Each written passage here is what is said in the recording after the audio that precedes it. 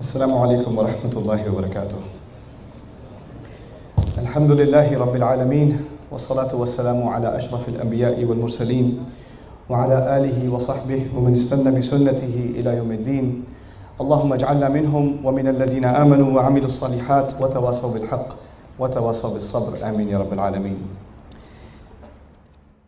সত্যি দারুণ লাগছে এখানে আসতে পেরে, মাশাআল্লাহ। আমি সত্যিই খুবই খুশি এখানে এসেছি বলে। আমি অত্যন্ত কৃতজ্ঞ তাদের প্রতি যারা আজ সন্ধ্যায় এখানে এসেছেন। বিশেষ করে অডিয়েন্সের মায়েদের উপস্থিতির কারণে কৃতজ্ঞতা বোধ করছি। মায়েদের জন্য করতালি শুনতে চাই,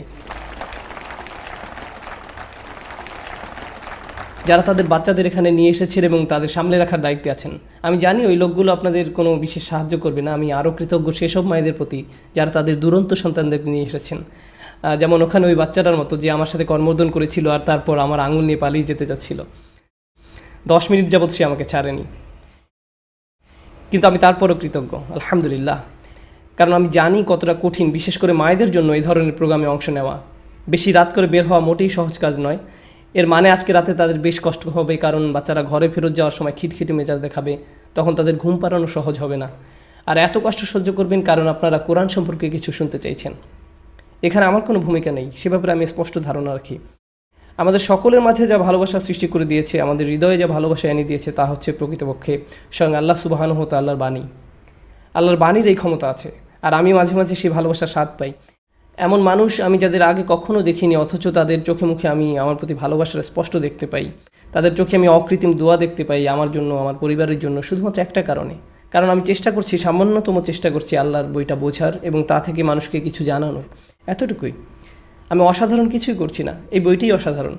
যে কেউ এই কিতাবের জন্য কাজ করতে চাইবে, যে কেউ এই কিতাবের বার্তা নিজের জন্য এবং অন্যের জন্য শেয়ার করবে, আল্লাহ আযজা ওয়া জাল্লা তাদের পুরস্কৃত করবেন। আর সবচেয়ে বড় উপহার যা আমি কিংবা আপনি অর্জন করতে পারি, তা হলো মানুষের দোয়া। যখন মানুষ আপনার জন্য দোয়া করে, আপনি এর চেয়ে মূল্যবান আর কিছুই অর্জন করতে পারবেন না।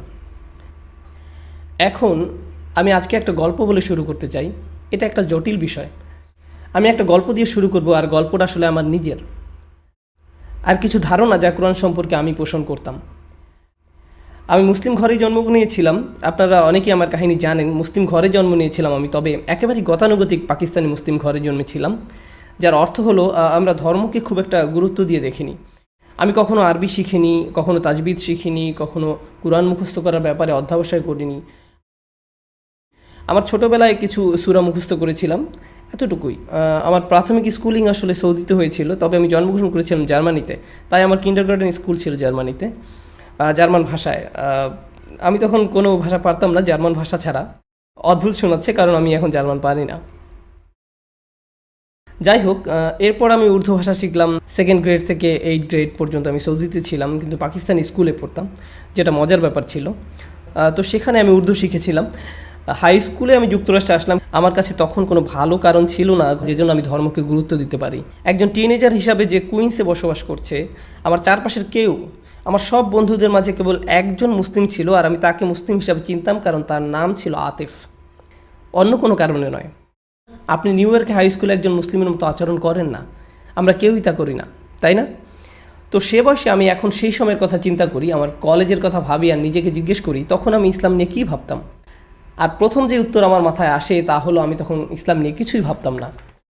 আমি তেমন কিছুই ভাবতাম না, কিন্তু তাও যদি কিছু ভেবে থাকি তা হলো 3টি জিনিস।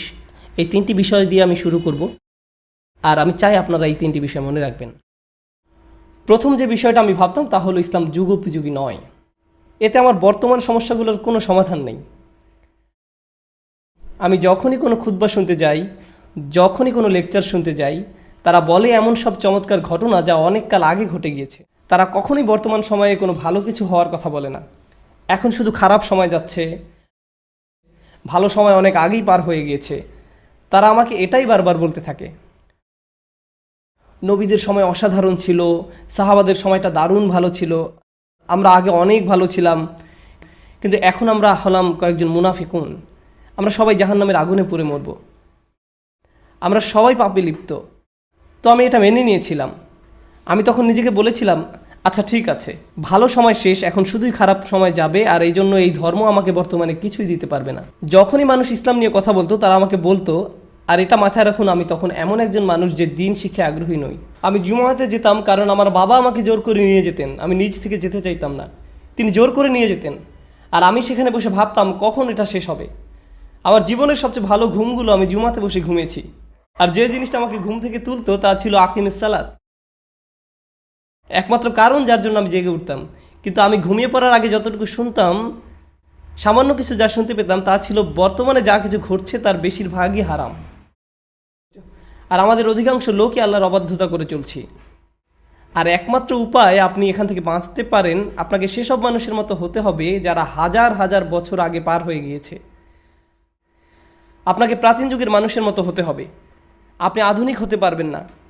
তো আমি আমার মাথায় এমন ধারণা গেঁথে রেখেছিলাম যে এই ধর্ম সেসব মানুষের জন্য যারা এটা ভেবে নিতে চায় যে তারা হাজার হাজার বছর আগে দুনিয়ায় বাস করছে।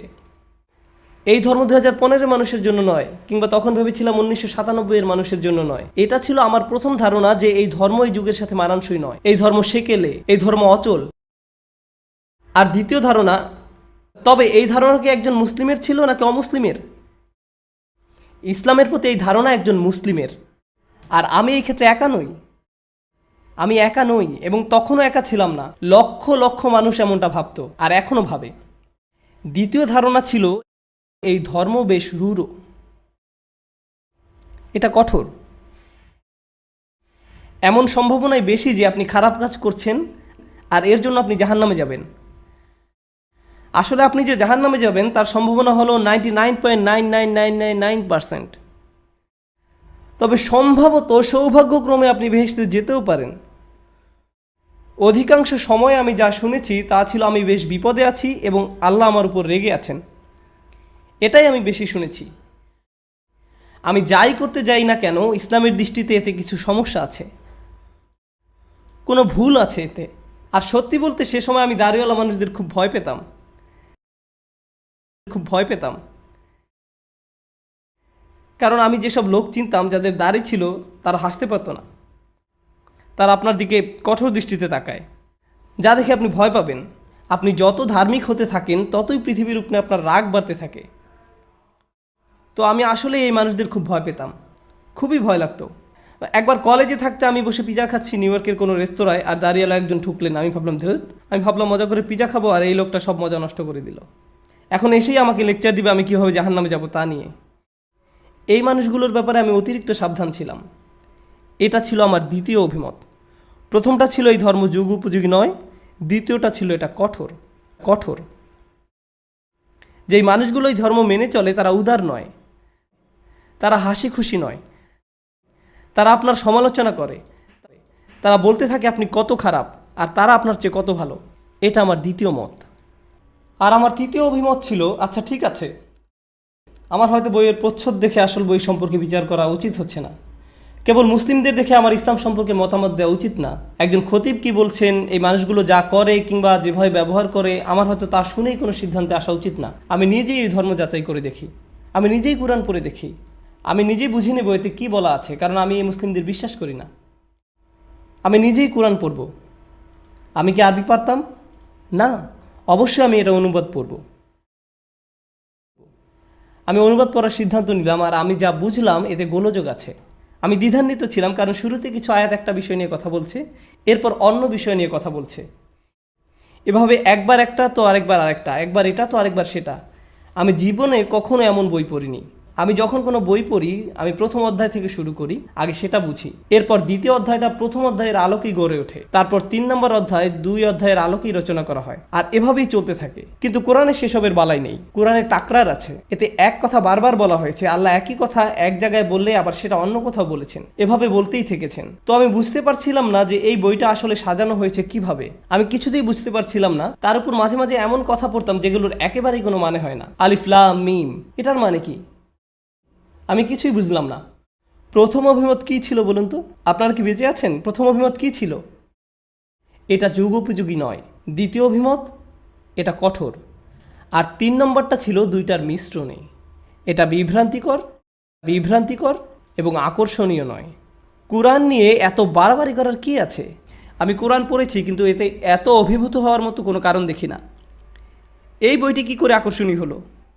এখন আপনার যদি এই 3টে অভিমত থাকে ইসলামের ব্যাপারে, তাহলে এই তিনটে অভিমতই প্রয়োজনের চেয়ে বেশি ইসলামের যে কোনো বিষয়ে অনীহা দেখানোর ক্ষেত্রে, প্রয়োজনের চেয়েও বেশি। আমি অনেক মানুষের দেখা পেয়েছি সারা দুনিয়া জুড়ে যাদের হুবহু এই তিনটা অভিমত রয়েছে, হুবহু এই তিনটা অভিমত রয়েছে, হুবহু এক। তারা বলে আমি ধর্মের সাথে কোনো সম্পর্ক রাখতে চাই না, কারণ এটা রূঢ়, এটা সেকেলে। আমি এই নবীদের কাহিনী জেনে কী করব?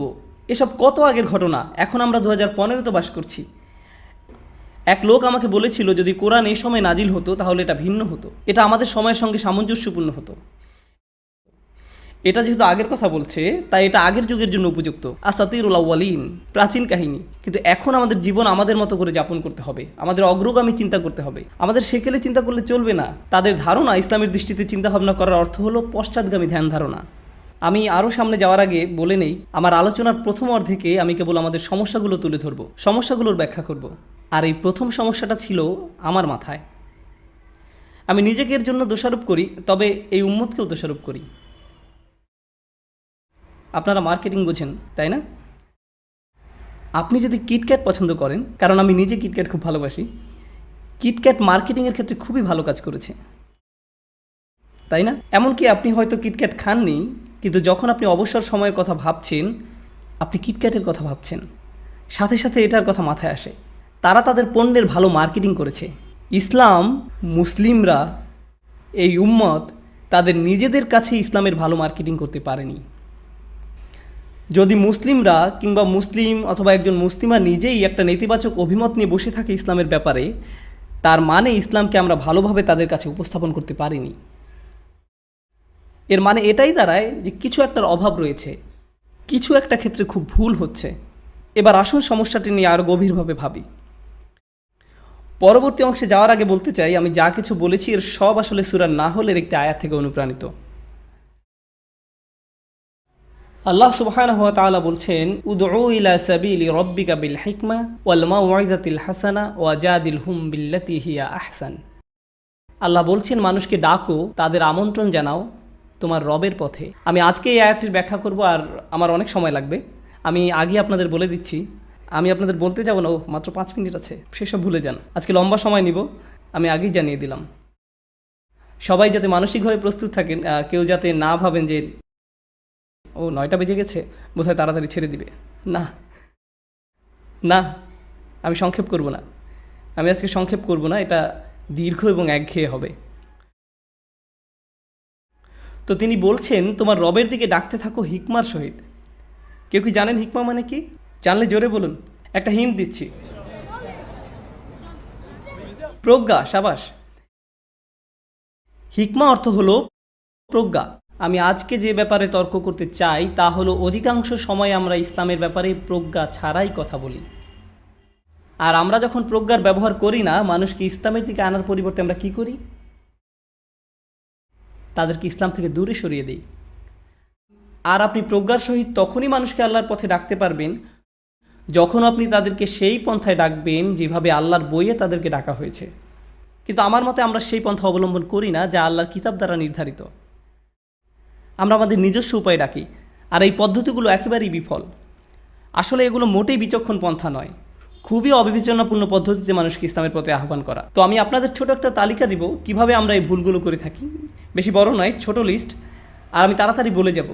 কিন্তু আমি যখন বলতে থাকবো আমি চাই আপনারা সেসব খুতবা শুনেছেন, লেকচার শুনেছেন, ডিনার টেবিলে বসে যেসব ইসলামিক আলোচনা করেছেন, ইসলামের ব্যাপারে আপনাদের যেসব কথা হয় যে কোনো ক্লাসে কিংবা কোনো কোর্সে করতে গিয়ে, সেগুলোর কথা ভাবতে থাকবেন। আর খেয়াল করুন এমন কিছু শুনেছেন কি না যা আপনাকে এসবের কথা মনে করিয়ে দেয়। ইসলামের পথে আহ্বানের প্রথম অবিবেচনাপূর্ণ পদ্ধতি হলো আমরা বিরোধ নিয়ে কথা বলি। এই গ্রুপের সাথে সেই গ্রুপের তুলনা, এই শেখের সাথে সেই শেখের দ্বন্দ্ব, এই মাঝহাবের সাথে অন্য মাঝহাবের বিরোধ। তুমি এমন বলছো অথচ ওই শেখ অন্যরকম বলেছেন, তুমি তর্কে যেতে চাও?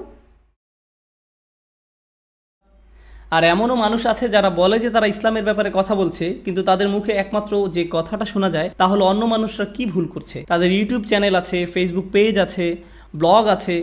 এই মানুষগুলো অনেক পরিশ্রম করে অন্যের ভুল নিয়ে গবেষণা করার জন্য। আপনার জীবনে কি আর কিছু নেই? যাই হোক, তারা এমনটাই করে।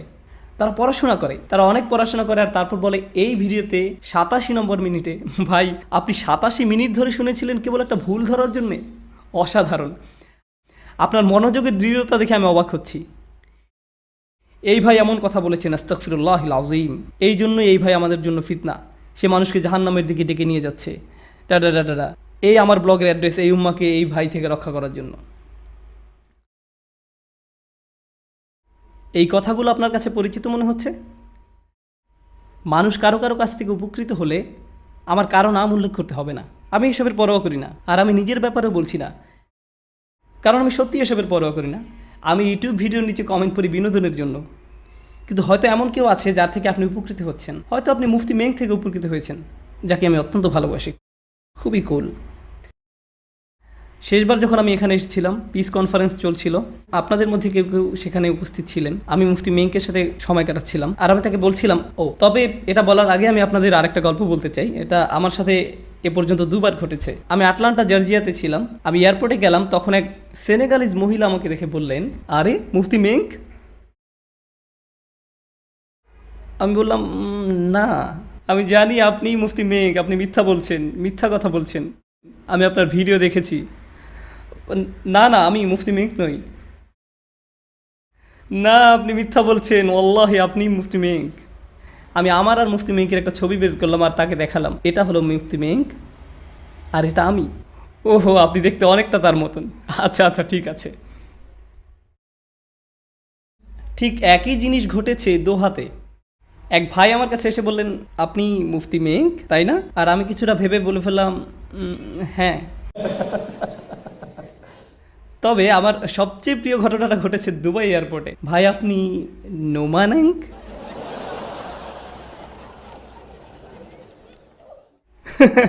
খুবই ভালো প্রশ্ন ছিল। হ্যাঁ, খুবই ভালো প্রশ্ন ছিল। তো আমি মুফতি মেংকের সঙ্গে ছিলাম, আর আমি তাকে বললাম, মুফতি জানেন আমাদের কি করা উচিত? আমি আপনার থোপ পরব, আর আপনি আমার স্যুট পরবেন। এরপর আমরা লেকচার দিব। আর আমরা কাজটা করেই ফেলতাম, কিন্তু সময় ছিল না। তবে পরের বার আমি মুফতি মেংকের মতো পোশাক পরবো, আর তিনি আমার মতন। তো এই আমি কথা বলছিলাম জ্ঞানের অভাব নিয়ে। যাই হোক, আসল বক্তব্যে ফিরে আসি। আমি কথা বলছিলাম জ্ঞানের অভাব নিয়ে। হাত তুলুন তো যারা মুফতি মেং থেকে উপকৃত হয়েছেন।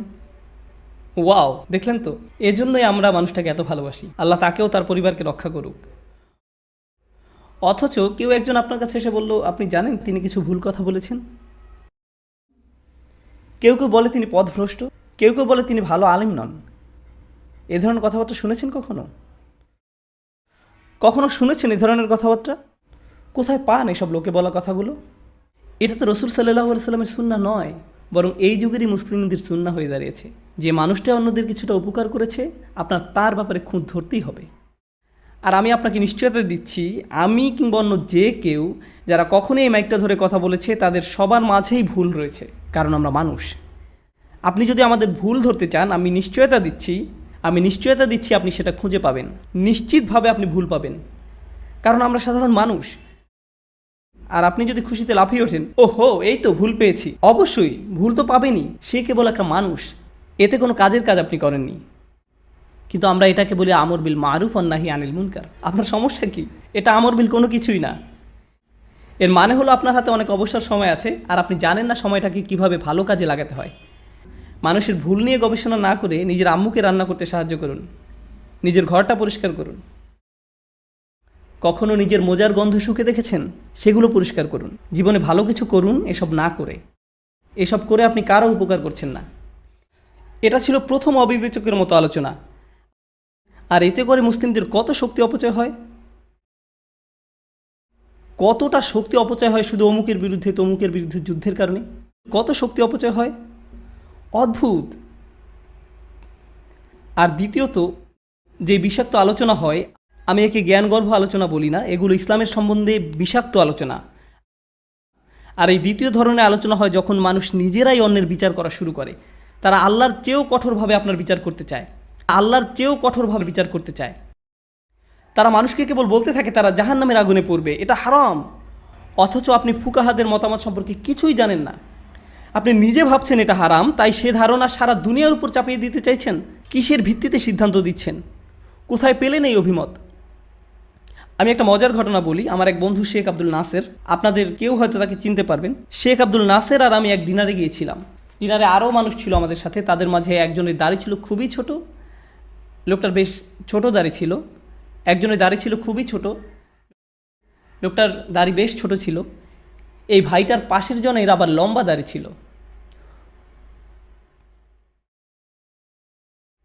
লম্বা দাড়িওয়ালা ভাইটা ছোট দাড়িওয়ালা ভাইটির দিকে তাকিয়ে বললেন, ভাই আপনার মুখটা তো হারাম। আর সে লোকটাকে ডিনারের টেবিলে অস্বস্তিতে ফেলে দিয়েছিল। আর আপনারা জানেন, যখন ফকিহ বিষয়ে আলোচনা হয় তখন আমি মুখ খুলি না, কারণ আমি ফকিহ নই, আমি আলিমও নই। কিন্তু শেখ আব্দুল নাসের আসলে একজন ফকিহ। আর তিনি তাদের কথা শুনছিলেন। বলা ভালো তাদের দুইজনেরই বয়স 20-এর বেশি নয়। ভাই আপনার মুখে এটা হারাম, হাদিসে বলা হয়েছে আপনার দাড়ি বড় করা উচিত। ঠিক তখন শেখ আব্দুল নাসের তার বারবিকিউ মাত্র মুখে তুলতে যাচ্ছিলেন, সেটা রেখে ছেলেটাকে সম্বোধন করলেন, ভাই আপনার এই হাদিসটা কোথায় পেয়েছেন? বুখারিতে আছে মনে হয়। কোন অধ্যায়ে? এই হাদিসের রাবিকে কে বর্ণনা করেছেন? কাদের কাছে বর্ণনা করেছেন? সাহাবারা হাদিসটি কিভাবে বুঝেছিলেন? তাবেঈগণ কিভাবে বুঝেছিলেন? ইমাম বুখারী নিজে হাদিসটির ব্যাপারে কি বলেছেন? ফাথুল বারীতে এই হাদিসটির কি ব্যাখ্যা করা হয়েছে? মালিকি মাযহাবে কি ব্যাখ্যা হয়েছে? শাফিঈ মাযহাবে কি ব্যাখ্যা হয়েছে? তখন সেই ভাই বলল, আপনি আমাকে অস্বস্তিতে ফেলছেন, দয়া করে অপমান করবেন না। শেখ বললেন, হ্যাঁ ঠিক, আমি আপনাকে অপমান করছি, কারণ আপনি ওই ভাইকে অপমান করেছিলেন। আপনি ঠিকমতো জানেন না, অথচ আপনি সব বিষয়ে হালাল কিংবা হারাম আখ্যা দিয়ে ফেলেন। আপনার কোনো যোগ্যতা নেই। আপনার গভীর আলোচনার মধ্যে দিয়ে যেতে হবে এটা বলার আগে যে মহান আল্লাহ কোনো কিছুকে নিষেধ করে দিয়েছেন। আপনার যথেষ্ট সচেতন থাকতে হবে। এটা কোনো ছোটোখাটো বিষয় নয়। তিলকা হুদুদুল্লাহ, এটা আল্লাহর নির্ধারিত পথ। আপনি সব কিছুকেই এভাবে হারাম হারাম বলে ঘোষণা দিতে পারেন না। আর আপনি এটা বলে দিতে পারেন না কে জাহান্নামের আগুনে নিক্ষিপ্ত হবে, কে সঠিক পথে আছে, আর কে পথভ্রষ্ট। আমি যে আয়াত নিয়ে কথা বলেছি এর শেষ দিকে আপনারা দেখবেন, ইন্না রাব্বাকা হুয়া আ'লাম বিমান দাল্লা আন সাবিলিহি। আপনার রব তিনিই জানেন কে পথভ্রষ্ট, আপনি নন। এই সিদ্ধান্ত দেওয়ার অধিকার আপনার নেই। কিন্তু আমরা খুব তাড়াতাড়ি মানুষকে বিচার করে ফেলি। আসলে আমরা মানুষকে বিচার করায় এতটাই দক্ষ যে মসজিদে ঢোকার সাথে সাথেই আমরা তার সম্পর্কে সিদ্ধান্তে চলে আসি। আপনি তার দিকে তাকিয়ে দেখেন, ও দাড়ি ছোট, তারপর টাকনুর দিকে তাকিয়ে দেখলেন, এতেই যা বোঝার বুঝে যান। কত জলদি আপনি মানুষকে জাহান্নামে পাঠিয়ে দিলেন। এটা খুবই ভয়ানক কাজ, মানুষের অন্তরে থাকা ইসলামকে বিচার করা। কেবল আল্লাহরই এই অধিকার আছে, তাদের বিচার করা আমাদের কাজ নয়। আমাদের এমন অবস্থানে রাখা হয়নি। তবে হ্যাঁ, যদি কেউ কোনো ভুল কাজ করে থাকে আর আপনি জানেন এটা অবশ্যই একটা ভুল, আপনি এ বিষয়ে খোঁজ নিয়ে দেখেছেন, আপনি নিশ্চিতভাবে জানেন যে এটা একটা ভুল, তাহলে আপনার উচিত ভদ্রভাবে তাকে সেই কাজ থেকে সরে আসার কথা বলা। আর হয়তো আপনার নিজ থেকে তাকে শুধরানোর দরকার নেই, অন্য কেউ তাকে সংশোধন করে দিলে ভালো হবে। আপনাকে কৌশল অবলম্বন করতে হবে। মাঝে মাঝে আপনি কারো সংশোধন করতে চাইলে তাতে উপকারের চেয়ে ক্ষতি বেশি। আমি যদি আমার বাবার ভুল সংশোধন করতে চাই, এতে ভালো কিছু হবে না। এটা ভালো পন্থা নয়। আমার উচিত আমার মায়ের সাথে কথা বলা, তারপর আমার মা আমার বাবার সাথে কথা বলবেন, এতে করে আমি কোনো ঝামেলায় পড়ব না। বুঝতে পারছেন আমি কি বলছি? মাঝে মাঝে আপনাকে প্রজ্ঞা ব্যবহার করতে হবে। সব সময় সরাসরি বলতে হবে এমন কোনো কথা নেই, এতে ভালো হওয়ার চেয়ে হয়তো খারাপই বেশি হবে। তো প্রথম বিষাক্ত কথা হলো ভেদাভেদ নিয়ে কথা বলা, যার ফলে মানুষ বিভক্ত হয়ে পড়ে, বিভিন্ন ধরনের গ্রুপ নিয়ে কথা বলা। দ্বিতীয়টা হলো মানুষকে অতিমাত্রায় বিচার করা। আর তৃতীয় ধরন হলো, জানি আমি একটু ইঙ্গিত দিয়েছি, আল্লাহর কিতাব এবং রসুল সাল্লাল্লাহু আলাইহি সাল্লামের সুন্নাহ নিয়ে অগভীর আলোচনা, এসবের গভীরতা একেবারেই না যাওয়া। আমি আসলে কি বোঝাতে চাইছি, আপনি যদি একটা খুতবা শোনেন যেখানে 30টি আয়াত বর্ণনা করা হচ্ছে, 20টি হাদিস বলা হয়েছে, একের পর এক আয়াত হাদিসের পর হাদিস বলেই যাচ্ছে, প্রত্যেক আয়াতের পেছনে তাহলে কতটা সময় ব্যয় হলো? কয়েক সেকেন্ডের মতো, তাই না? সাথে সাথে পরবর্তী আয়াতে চলে গেলেন, এরপর অন্য আয়াত, অন্য হাদিস, আবার অন্য আয়াত। কতটা সময় ব্যয় করলেন যে কোনো একটা আয়াত সম্পর্কে গভীরভাবে চিন্তা করতে? খুবই অল্প সময়। এটা আপনার জন্য ভালো নয়। খুবই অল্প সময়, এটা আপনার জন্য ভালো নয়। কোরআনের প্রত্যেকটি আয়াত, রাসূল সাল্লাল্লাহু আলাইহি সাল্লামের প্রত্যেকটি হাদিস নিয়ে গভীরভাবে ভাবতে হবে। আপনি যখন আমাকে একসাথে অনেক কিছু দিতে চাইবেন, আমি আসলে এদের একটির প্রতিও সঠিকভাবে মনোযোগ দিতে পারবো না। আল্লাহ কোরআনে অভিযোগ করেছেন, আফালা ইয়াতাদাব্বারুন আল কোরআন আম আলা কুলুবিন আকফালুহা। তিনি বলেছেন লিয়াদাব্বারু আয়াতিহ, তিনি বলেননি লিয়াস্তাদিল্লু বিহায়াতিহ, তিনি বলেছেন লিয়াদাব্বারু আয়াতিহ, যাতে তারা গভীরভাবে তার আয়াত নিয়ে চিন্তা করতে পারে। আমি আজকে 1.5 ঘন্টা কথা বলবো আপনাদের সাথে। কয়টি আয়াত নিয়ে জানেন? কয়টি আয়াত নিয়ে? একটি মাত্র আয়াত, একটি মাত্র আয়াত। কারণ এই আয়াতটি আমাদের মনোযোগের দাবিদার। আমাদের এই আয়াত নিয়ে গভীরভাবে ভাবতে হবে। তো যেটা হয়, মানুষ অনেকগুলো আয়াত বয়ান করে থাকে কিন্তু কোনো আয়াতের গভীরতায় যায় না। আপনি যদি কোনো কিছু গভীরভাবে না বুঝে থাকেন তাহলে ভুল বোঝার সম্ভাবনা থাকে। যখন আপনার গভীর জ্ঞান থাকে না, আপনার ভুল বোঝার অনেক সম্ভাবনা থেকে যায়, কারণ স্বল্প জ্ঞান খুব সহজেই সমস্যায় ফেলতে পারে। চলুন আপনাদের অন্য কিছু বলি, যেহেতু আমি এই বিষয়ে কথা বলছি। হয়তো আপনাদের বুঝতে অসুবিধা হবে, কিন্তু এটা বেশ গুরুত্বপূর্ণ। ইসলামের সর্বোত্তম উপহার, সবচেয়ে বড় সত্য যা আমাদের কাছে আছে তা হলো আল্লাহর কিতাব। আল্লাহ সুবহানাহু ওয়া তাআলা বলছেন, কালিমাতুল্লাহি হিয়াল উলিয়া, আল্লাহর বাণী সর্বোত্তম স্থানে আছে। তো আমাদের কাছে সর্বোত্তম যে জিনিসটি আছে তা হলো কোরআন। তো যেটা হয়, কিছু মানুষ যারা পক্ষপাত দুষ্ট, তাদের মাথায় একটা ধারণা গেঁথে গিয়েছে যে নারীরা পুরুষের চেয়ে অধম। এই ধারণা তাদের মাথায় গেঁথে আছে। এখন যেহেতু তারা এটা ভেবেই নিয়েছে, তারা কিছু আয়াত আর কিছু হাদিসে দলিল খুঁজে আনবে এটা প্রমাণ করার জন্য যে কেন নারীরা পুরুষের চেয়ে অধম। কিন্তু ভাবুন, তাদের মাথায় কোনটা আগে এসেছে? আল্লাহর আয়াত নাকি তাদের ধারণা? কোনটা আগে এসেছে? এই ধারণা তাদের মাথায় আগে এসেছে, এই ধারণা তাদের মাথায় গেঁথে আছে। পরবর্তীতে তারা এসব আয়াত ব্যবহার করে তাদের ধারণাকে প্রমাণ করতে চেয়েছে। এটা সঠিক পন্থা নয়। আমরা আল্লাহর কিতাবে মনোনিবেশ করার আগে নিজ থেকে কোনো ধারণা পোষণ করব না। আল্লাহর কিতাবই বলে দিবে কিভাবে ভাবতে হবে। আমরা আগেই সিদ্ধান্ত নিব না কিভাবে আল্লাহর বইকে নিয়ে চিন্তা করতে হবে। বুঝতে পারছেন? এতে পক্ষপাতিত্ব হয়। যখন আপনি আগেই কোনো বিষয়ে সিদ্ধান্ত নিয়ে ফেলেছেন আর মাঝে মাঝে এসব মাত্রা ছাড়িয়ে যায়। কিছু মানুষ বলে সকল মুসলিমকে হত্যা করতে হবে, আমি প্রমাণ করে দেখাচ্ছি। তারা আপনাকে 100টা হাদিস, 50টা আয়াত দেখাবে, আর তারা এটা খুব সহজেই করতে পারবে, খুব সহজে। আমি এমনটা হতে দেখেছি। এতে সমস্যা কি হয়? তাদের এ সমস্ত কথা হয়তো কোনো 19 বছরের তরুণ শুনছে আর ভাবছে তার কাছে এতগুলো যুক্তি দলিল রয়েছে, কতগুলো আয়াত দেখিয়েছেন, হাদিস দেখিয়েছেন, সে নিশ্চয়ই সত্যি কথা বলছে, কারণ এগুলো তো আল্লাহর বইতে লেখা আছে। না, বাদর কোথাকার, তার সিদ্ধান্ত প্রথমেই নেওয়া হয়ে গিয়েছিল, আর এ নিয়ে গবেষণা হয়েছিল পরে। বিজ্ঞানের যে কোনো বিষয় নিয়ে কোন কাজটা প্রথমে করতে হয়? সিদ্ধান্ত নাকি গবেষণা? প্রথমে গবেষণা করা হয়, তারপর সেই গবেষণার উপর ভিত্তি করে সিদ্ধান্ত গ্রহণ করা হয়। কিন্তু তারা ঠিক এর বিপরীত কাজটা করে থাকে। তো শুনে হয়তো মনে হতে পারে খুবই ইসলামিক একটা লেকচার হচ্ছে, কারণ অনেক আয়াত আর অনেক হাদিসের কথা বলা হচ্ছে। কিন্তু আসলে এই নীতি একেবারেই ইসলাম বহির্ভূত। কারণ তারা পক্ষপাতিত্ব করছে, তাদের নিজস্ব মতামতকে তারা সবচেয়ে গুরুত্ব দিচ্ছে, আর সেই ধারণার ভিত্তিতে সব কিছু উপস্থাপন করছে। সুবহানাল্লাহ। আর মুসলিমরা খুব সহজেই তাদের শিকারে পরিণত হচ্ছে। তারা ধরেই না ইসলামে বোধহয় এমনটাই বলা হয়েছে। আমরা বর্তমানে যা শুনি, দুর্ভাগ্যবশত আল্লাহর কিতাবের নামে আমরা এখন যা শুনতে পাই তা সত্যিকার অর্থে এই কিতাবের প্রতি অপমানজনক, সত্যি অপমানজনক। একেবারে বিপরীত অর্থটা মানুষের কাছে তুলে ধরা হচ্ছে। এখন আর অল্প কিছু বিষয় যা আপনাদের সাথে শেয়ার করতে চাচ্ছি, তা হলো স্বাতন্ত্র্যবাদ। আমি জানি একটি কঠিন শব্দ বলে ফেলেছি, আপনাদের বোঝার জন্য সহজ করে দিচ্ছি। এগুলো হলো ইসলাম সম্পর্কে বিচ্ছিন্ন আলোচনা। ভেবে দেখুন তো, এই ধরনের আলোচনা আপনারা কোথাও শুনেছেন আগে? সেসব আলোচনা যা মানুষের মাঝে বিভক্তি সৃষ্টি করে, এমন আলোচনা যেখানে মানুষ একে অন্যের সমালোচনা করে, এমন আলোচনা যেখানে মানুষ আগেই কিছু একটা ভেবে নিয়েছে আর পরে সেটা প্রমাণের জন্য অনেক আয়াত বলে যাচ্ছে। শুনেছেন এই ধরনের কথাবার্তা? মুসলিম সমাজের এই দুর্বলতার সুযোগ নেওয়া হচ্ছে, আর এটা বন্ধ হওয়া দরকার, বন্ধ হওয়া দরকার। তো আর একটা মাত্র বিষয় যা নিয়ে কথা বলতে চাই তা হলো স্বাতন্ত্র্যবাদ। এর মানে হলো তারা আপনাকে বলবে যারা সত্যের উপর প্রতিষ্ঠিত তারা কেবল আমরাই। তুমি যদি সুরক্ষিত থাকতে চাও তাহলে অন্য কারো কথা শুনতে যেও না, কারণ তুমি যদি তাদের কথা শোনো তাহলে তুমি পথভ্রষ্ট হয়ে পড়বে। তুমি তো জান্নাতে যেতে চাও, তাই না? জান্নাতে যাওয়ার একমাত্র পথ হলো তোমাকে আমাদের হালাকায় লেগে থাকতে হবে। তুমি শুধু আমার কথাই শুনবে, কারণ অন্য যারা আছে তারা পথভ্রষ্ট। আর এই মানুষগুলোর কাছে প্রত্যেক সপ্তাহে পথভ্রষ্ট আলেমদের নতুন তৈরি লিস্ট পাওয়া যায়। নিজেকে যদি বাঁচাতে চাও তাহলে শুধু আমাদের কথাই শুনবে। আর জানেন যারা কেবল তাদের কথা শোনে?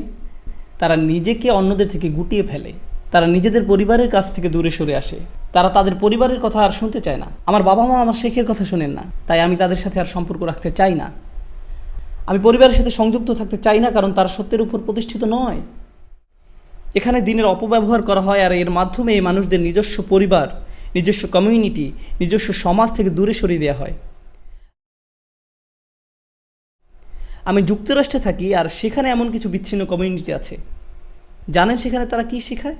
তারা শেখায় সকল অমুসলিম হলো কুফফার, তারা অপবিত্র, তারা খারাপ লোক, তাদের সাথে সম্পর্ক রেখো না। তুমি যদি তাদের সাথে সম্পর্ক রাখো, তাদের বন্ধু হও, যদি তাদের সাথে ভালোভাবে কথা বলো, যদি তাদের সাথে ব্যবসা করো, তাহলে তারা তোমার জন্য ফিতনা, তারা তোমাকে দিন থেকে দূরে সরিয়ে দিবে এবং তারা তোমাকে কাফির বানিয়ে ফেলবে। তাই তাদের থেকে দূরে থাকো। তো সেখানে এমন মসজিদ আছে আমেরিকাতে, চিন্তা করুন, আমেরিকাতে এমন মসজিদ আছে 40 বছর ধরে, যে মসজিদের প্রতিবেশীরা হলো অমুসলিম, এবং এটা যে মসজিদ সেই ব্যাপারে তাদের কোনো ধারণাই নেই, কারণ সেই মসজিদের লোকেরা বলতো এরা ফিতনা, এরা কুফার। কোথা থেকে পেয়েছেন এসব? এমন চিন্তা চেতনা কোথা থেকে আসলো? যদি রাসূলুল্লাহ সাল্লাল্লাহু আলাইহি সাল্লাম মক্কার মানুষের সাথে সম্পর্ক না রাখতেন আর নিজেকে বিচ্ছিন্ন করে ফেলতেন, তবে আমরা আজ শাহাদা বলতে পারতাম না। আমি একজন মুসলিম কারণ আমার বাবা একজন মুসলিম, তার বাবা একজন মুসলিম, তার বাবা একজন মুসলিম, তার বাবা একজন মুসলিম, কিন্তু তার বাবা একজন বৌদ্ধ। আমি এক বৌদ্ধ পরিবার থেকে এসেছি। আমি খুঁজে দেখেছি আমার প্র প্র প্র প্র পিতামহ একজন বৌদ্ধ ছিলেন, আর তিনি মুসলমান হয়েছিলেন। কেউ একজন তার সাথে কথা বলেছিলেন, তাকে নোংরা কিছু ভাবেননি। কেউ তাকে সৌজন্য বোধ দেখিয়েছিলেন, তাকে কেউ একজন মানুষের মর্যাদা দিয়েছিলেন, কেউ তাকে ভালোবাসা এবং সম্মান দেখিয়েছিল। এখানে হোটেলে আমি এলিভেটরে ছিলাম, আর এক ছেলে, কি যেন নাম তার, ঋত্বিক, খুব কঠিন উচ্চারণ, হ দিয়ে শুরু হয়, ঋত্বিক। জানা কথা এটা কোনো মুসলিম নাম নয়, কিন্তু যেটা হয় আপনারা নেম প্লেটে নামটা পড়েন আর ভাবেন মুহাম্মদ লেখা আছে, তার মানে মুসলিম, আসসালামু আলাইকুম, কিন্তু হিন্দু নাম দেখলে বলেন থু। না, এমনটা উচিত নয়। আমি বললাম, ঋত্বিক, কি খবর আপনার? ভালো স্যার। কতদিন হলো কাজ করছেন? 4 মাস স্যার। চাকরি করতে কেমন লাগছে? খুব কঠিন। জানি, আসলেই খুব কঠিন। আর আমরা এভাবেই বন্ধু হয়ে গেলাম। আস্তাগফিরুল্লাহ, আমি এক কাফিরের সাথে কথা বলে ফেলেছি। শান্ত হন। এই দিন আমাদের অমুসলিমদের ঘৃণা করতে শেখায় না। এই দিন এসেছিল সকল মানুষকে তার সম্মান ফিরিয়ে দিতে। ওয়ালাকাদ কাররামনা বানি আদম। আল্লাহ বলছেন, আমি সম্মান দিয়েছি আদম সন্তানদেরকে। আমি আবারও বলছি, আল্লাহ কাদের সম্মান দিয়েছেন? আদম সন্তানকে। আদম সন্তানকে। তার মানে আদম আলাইহিস সালামের প্রত্যেক সন্তানকে সম্মান দেওয়া হয়েছে। কে দিয়েছেন এই সম্মান? আল্লাহ। আপনি তাদের অসম্মান করার কে? আল্লাহ তাদের মর্যাদা দিচ্ছেন, অথচ আপনি দিচ্ছেন না। আর আপনার ধারণা ইসলাম আপনাকে বলেছে তাদের অসম্মান করতে, ইসলাম বলেছে তাদেরকে খারাপ ভাবতে। আপনি সেই আয়াতটি বুঝতে পারেননি যেখানে আল্লাহ মুশরিকদেরকে নাজাস বলেছেন। আয়াতটি কোথায় আছে, কখন বলা হয়েছে, কোন সূরায় বলা হয়েছে, কিসের প্রেক্ষিতে বলা হয়েছে, কিভাবে এর প্রয়োগ করতে হবে, আমরা এইসব কিছুই জানতে চাই না, কারণ আমরা শুধু উপরে উপরে দেখেই খুশি। গভীরভাবে এ নিয়ে ভাবতে চাই না কেউ। আমাদের এত সময় নেই। এগুলো সবই প্রজ্ঞার বিপরীত। এখন আমরা কথা বলবো প্রজ্ঞা কি সে বিষয়ে। এতক্ষণ আমি নেতিবাচক কথা বলেছিলাম, কিন্তু এখন আমরা ইতিবাচক কথা বলবো। আমি কেন এভাবে কথাগুলো সাজিয়েছি? কারণ আমি চাই আপনারা এখান থেকে ইতিবাচক চিন্তা মাথায় নিয়ে যাবেন। নেতিবাচক ভাবনা নিয়ে কেউ ফিরে যাক, সেটা আমি চাই না। এখন মনোযোগ দিয়ে শুনুন। আমি শুরু করব যে আয়াত দিয়ে, তা হলো সূরা নাহলের অন্তর্ভুক্ত। সূরা নাহলের এই আয়াতে মানুষকে বিচক্ষণতার সাথে দাওয়াত দিতে বলা হয়েছে। আমি অন্য যেসব আয়াত ব্যবহার করে এই আয়াতটি ব্যাখ্যা করব, সেগুলো সবই সূরা নাহলের অন্তর্ভুক্ত। একই সূরা থেকে এই সব আয়াত বলবো। আর এই সূরার একদম শেষ দিকে বলা হয়েছে মানুষকে বিচক্ষণতার সাথে দাওয়াত দিতে। আর এই সম্পূর্ণ সূরা জুড়ে আল্লাহ উদাহরণ দিয়ে বলেছেন কিভাবে মানুষকে দাওয়াত দিতে হবে। এই সূরাতেই সেই শিক্ষা দেওয়া হয়েছে কিভাবে বিজ্ঞতার সাথে মানুষকে দাওয়াত দিতে হবে। তো আমি আপনাদেরকে বলে একটি উদাহরণ দেব, মনোযোগ দিয়ে শুনুন, কারণ আমি আপনাদের পরীক্ষা করব। হ্যাঁ, পরীক্ষা করব। আমি জিজ্ঞেস করব আর আপনাদেরকে জোরে প্রশ্নের উত্তর দিতে হবে। আল্লাহ বলছেন তিনি আকাশ থেকে পানি বর্ষণ করেন। আনজালা মিনাস সামাই মাআন। তিনি আকাশ থেকে পানি বর্ষণ করেন। আনজালা মিনাস সামাই মাআন। আয-যাইতুন ওয়ান-নাখিলা ওয়াল-আ'নাব ওয়া মিন কুল্লিস সামারাত। এখন দেখি আপনাদের ভোকাবুলারি কতটা মজবুত। জাইতুন মানে কি? জাইতুন মানে কি? ভাইয়েরা জিতে গিয়েছে। ওয়ান-নাখিল, খেজুর। ভাইদের পয়েন্ট 2, বোনদের 0। আল আনাব, আঙুর, বোনেরা বসেছেন। অমিন কুল্লি সামারাত, অনেক ফল, ভাইরা আগে বলেছে। যদিও আপনারা মেয়েদের সেকশনে বসেছেন, তাও 3-1। এখন শুনুন, আল্লাহ বলছেন তিনি আকাশ থেকে পানি বর্ষণ করেছেন, আর এরপর তা থেকে জলপাই উৎপাদিত হয়েছে, পাম গাছ, খেজুর গাছ, আঙুর উৎপাদিত হয়, ক্ষেত খামার হয়, ফসল আসে, সব ধরনের ফসল। তারপর বলছেন সব রকমের ফল উৎপাদিত হয়। এখন মনোযোগ দিয়ে শুনুন, যদি আকাশ থেকে বৃষ্টি বর্ষিত না হতো তাহলে পৃথিবীতে কোনো জীবন থাকতো না? হ্যাঁ বা না? হ্যাঁ, এখানে কোনো জীবন থাকতো না যদি আল্লাহ আকাশ থেকে পানি বর্ষণ না করতেন। যদি আমরা লক্ষ্য করি যে জমিনে কি উৎপাদিত হয়, জমিনে কি শুধু এক ধরনের জিনিস উৎপাদিত হয় না বিভিন্ন জিনিস উৎপাদিত হয়? একই পানি কিন্তু হরেক রকমের ফল ফসল। এখন আমি এগুলোকে 2টি শ্রেণীতে বিভক্ত করব। প্রথমত কৃষি জমিতে কি ফসল নিজে নিজেই জন্মে না কৃষককে এর জন্য পরিশ্রম করতে হয়? এক্ষেত্রে বৃষ্টির পানি যথেষ্ট নয়। বৃষ্টির পানি অবশ্যই দরকার আছে, কিন্তু শুধু এটাই যথেষ্ট নয়, কৃষককেও পরিশ্রম করতে হয়। আঙুর গাছ কোমল প্রকৃতির, এগুলো নিজে নিজে জন্মে না, কৃষককে এর জন্য কাজ করতে হয়। পাম গাছ সংবেদনশীল, আপনাকে যত্ন নিতে হয়, বাগানিকে এই গাছগুলোর যত্ন করতে হয়, শুধু বৃষ্টি যথেষ্ট নয়। বুঝেছেন? অন্য কথায়, চাষ করার ক্ষেত্রে কিছু নির্দিষ্ট ফসলে, যেমন জলপাই, সংবেদনশীল ফল, সংবেদনশীল গাছ, এসব ক্ষেত্রে যত্ন নিতে হয় এবং চাষি বা বাগানিকেও পরিশ্রম করতে হয়। কিন্তু যখন আল্লাহ বলছেন উনি সব ধরনের ফল ফলান, আপনি যদি দক্ষিণ আমেরিকার অ্যামাজন বনে যান এবং সেখানে শত শত হাজার হাজার লক্ষ লক্ষ একর বন, গাছ, ওইসব গাছে কি ফল হয়? হ্যাঁ, কিন্তু সেখানে কি কোনো বাগানি আছেন, কোনো চাষি আছেন? না, এগুলো নিজে নিজেই বেড়ে ওঠে। তাই আমি যেটা বলার চেষ্টা করছি সেটা হলো, আল্লাহ যখন আকাশ থেকে বৃষ্টি পাঠান, মাটি থেকে অনেক জিনিস নিজে নিজে বেড়ে ওঠে, কিন্তু কিছু প্রাণ বেড়ে ওঠে আমাদের যত্নের কারণেও। এটা এক ধরনের পার্টনারশিপ বলা যায়। আর কিছু জিনিস বেড়ে ওঠে শুধুমাত্র আল্লাহর রহমতের কারণে। আপনারা এতটুকু বুঝেছেন? এখন আরও একটু এগিয়ে যাই। আমি বলি কেন আপনাদেরকে এই উদাহরণটা দিলাম। মনে রাখবেন, আমরা কোরআন থেকে কি শেখার চেষ্টা করছি? প্রজ্ঞা। এই উদ্দেশ্যে এত সব উদাহরণ দিলাম। এখন শুনুন, একই সূরা, আল্লাহ আযজা ওয়া জাল্লা বলছেন, আমি আপনার প্রতি এজন্যই কিতাব নাজিল করেছি যাতে তাদেরকে পরিষ্কার বর্ণনা করে দেন যে বিষয়ে তারা মতবিরোধ করছে, এবং ঈমানদারদেরকে ক্ষমা করার জন্য। আমরা আপনার নিকট কিতাব পাঠাইনি। থামুন, উনি আগে বলেছেন উনি কি পাঠিয়েছেন আকাশ থেকে? বৃষ্টি। এখন উনি বলছেন কি পাঠিয়েছেন? কিতাব। তাই এখন তিনি কিতাবের সাথে কিসের তুলনা করতে চাচ্ছেন? বৃষ্টির। আল্লাহ বলছেন আমি এই কিতাবকে অবতীর্ণ করেছি যেন তারা বিভেদগুলোর মীমাংসা করতে পারে, যেন এটা তাদের জন্য পথ প্রদর্শক আর রহমত হয়ে যায়। যখন বৃষ্টির মতো আল্লাহর কিতাব নাজিল হয়, বৃষ্টির পানি মাটির ভেতরে প্রবেশ করে আর আল্লাহর আয়াত প্রবেশ করে মানুষের অন্তরে। এখন মাটি আগে শুষ্ক ছিল, ঠিক আছে, এবং বৃষ্টির কারণে কি হলো? এটাতে প্রাণের সঞ্চার হলো, এবং মানুষজনের অন্তরও আসলে মৃত ছিল, এবং আল্লাহর কিতাবে এমনই প্রভাব যে সেটি এই মৃত অন্তরকে জাগিয়ে তোলে। মুসলিম কমিউনিটির অনেক সমস্যা থাকতে পারে, মিথ্যা কথা বলা হতে পারে, চুরি করা, প্রতারণা করা হতে পারে, আল্লাহর কিতাব ভুলে গেছি আমরা, আমাদের তরুণরা নামাজ পড়ে না, তাদের অন্তর্জাল নোংরা জিনিসে আসক্ত, তারা মুভি দেখে, আমাদের রাজনৈতিক সমস্যা আছে, আমাদের সামাজিক সমস্যা আছে, আমাদের অর্থনৈতিক সমস্যা আছে, নৈতিক সমস্যা আছে। ও মাই গড! কিন্তু একটা ব্যাপার কি জানেন? আপনি একদম মরে যেতে পারেন, কিন্তু আপনার কাছে যদি আল্লাহর কিতাব থাকে যা আপনার অন্তরে প্রবেশ করেছে, কি হবে? আপনি আবার প্রাণ ফিরে পাবেন। হতাশ হবার কোনো কারণ নেই। আমি আপনাদেরকে প্রথমেই হতাশ করেছি যে আমাদের কত সমস্যা, কিন্তু আপনারা জানেন আমাদের একটা সমাধান আছে। ওই সমাধানটা কি? আল্লাহর কিতাব।